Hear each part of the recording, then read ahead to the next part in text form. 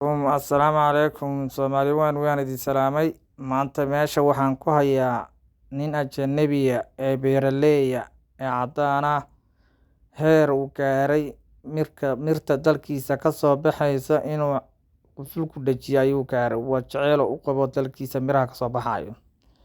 Ha ahaata ma xumee, Soomaalidii dalkeenna, beeraleydii dalkeennana waxay sugayaan ninka caddaanka ee wadankiisa waxa ka soo go'aya jecel u qabo oo qusul ku dhajiyo.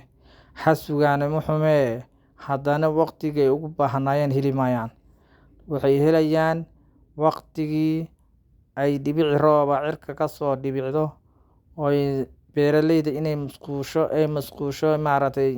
ku masquusho inay wax soo saartaan ayaana laga hor istaagayaa.